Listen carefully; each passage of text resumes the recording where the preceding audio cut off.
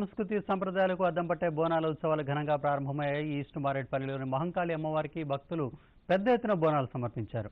అమ్మవారిని దర్శించుకునేందుకు వీఐపీలు సైతం క్యూ కట్టారు. సికింద్రాబాద్ ఈస్ట్ మారేడ్పల్లిలో జరుగుతున్న బోనాల పండుగకు సంబంధించిన పూర్తి సమాచారాన్ని మా ప్రతినిధి కాంతి అందిస్తారు. ఆషాఢం వచ్చిందంటే చాలు తెలంగాణలో బోనాల సందడి మొదలవుతుంది. శతాబ్దాల చరిత్ర ఉన్న ఈ బోనాల జాతరను నగరంలోని అన్ని దేవాలయాలు ఘనంగా నిర్వహిస్తున్నారు.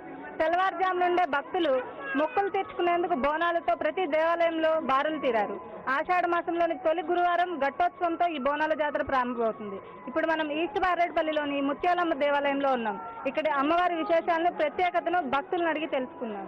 ఉదయం నుంచి ఇక్కడ ఉన్నారు కదా, సో ఎంతమంది భక్తులు వచ్చుంటారు? మినిమం ఒక 500-600 మంది దాకా వచ్చింటారండి. 500-600 మంది. ఈ బోనం మీరు ప్రతి సంవత్సరం నిర్వహిస్తారా? ఈ గుడి ఎప్పటి నుంచి ఉంది? ఈ గుడి చాలా సంవత్సరాల నుండి ఇది ప్రతి సంవత్సరం నిర్వహిస్తామండి. ప్రతి ఆషాఢ మాసంలో కంపల్సరీగా నిర్వహిస్తాం. ఇది ఆషాఢ మాసంలో ఇట్లా అమ్మవారికి బోనాలు చేస్తే మన కోరిన కోరికలు తీరుతాయని మనం అనుకునే అదేనని అమ్మవారికి నమ్మకం అన్నమాట. ఆషాఢ మాసంలో తెల్లవారుజామున పొద్దున లేచి అమ్మవారికి పరమాన్నము లేక నైవేద్యం బెల్లం వేసి రథం వండి అమ్మవారికి నైవేద్యం పెడతాము. అమ్మవారు మంచిగా చూస్తుంది కాబట్టి మేము తెల్లవారం జామున అందరము అన్ని చేస్తుంది కాబట్టి మేము చేస్తున్నామండి. మాకు ఈ అమ్మవారిది పండుగలు చేసుకుంటే అమ్మవారిది మాకు చాలా మంచిగా అవుతుందండి. అందుకే మేము ఇలాగే చేస్తున్నామండి. ఈ తెలంగాణ పండుగ కనుక మేము ఎవ్రీ ఇయర్ ఇలా బోనాలు చేస్తాము. ఇది మా సంస్కృతి సాంప్రదాయం, మా తెలంగాణ సంస్కృతి.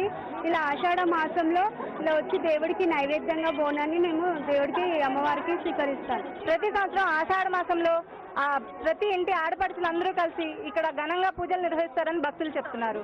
కెమెరామెన్ కిషోర్తో కాంతి. నగరంలో పండుగ శోభ సంతరించుకుంది.